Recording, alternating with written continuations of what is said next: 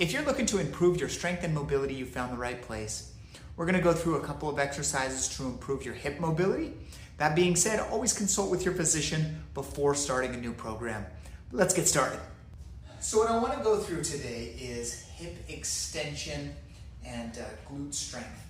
So it's very common when I see older adults walk, they don't really stride, their stride doesn't really go into an extension. They don't really push off very well.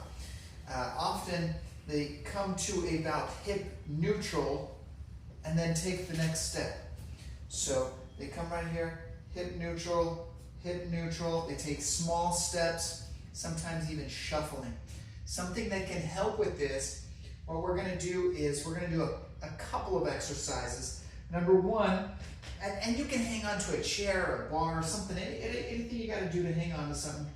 The first exercise, I'm going to have your knee is kind of bent here. You place your toe on the floor, hang on for balance. You don't necessarily need to balance without hanging on because this is not a balance exercise. And then what you're going to do is you're going to straighten your knee and then relax. Straighten your knee and then relax. As you straighten that knee, I want you to try and clench that glute and that hamstring. What you're doing here is you're putting your hip into hip extension as if you're striding through, you're pushing through. This right here, there we go. It's common that the hip will be very tight as we age because for some reason, we just stop pushing off as well. With this, I want you to be cautious about going into trunk lean or leaning forward. So it's sometimes I'll see people kind of leaning forward and then they're not really getting that true hip extension like I want them to.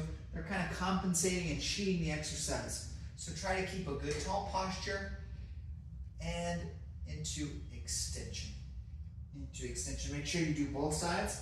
So you've got front foot planted, back foot toe touching, and then contract that quad muscle, contract that hamstring, contract that glute.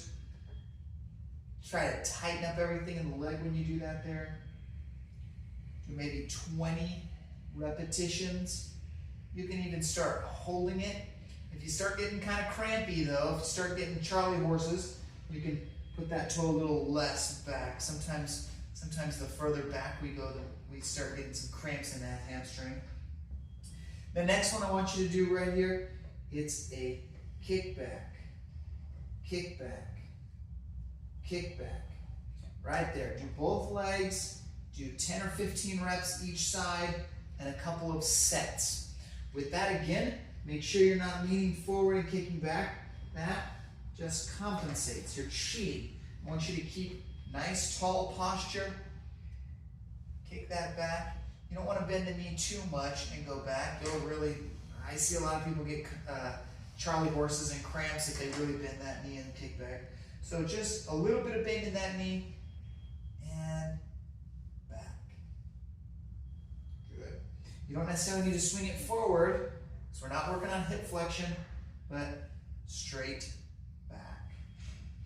And then the other thing I want you to work on is just make sure when you're taking a step, try to take a nice big stride with the front leg and let that back leg actually go into extension before you take the next step. Don't take these little steps. Don't shuffle those feet. But instead you're really pushing off, pushing off, pushing off, allowing for full hip thrust, hip extension there before you stride through. That'll help you have a bigger stride and improve your balance, reduce your risk for falls. And I appreciate you catching me here. If you like this video, please subscribe and we'll catch you at the next one.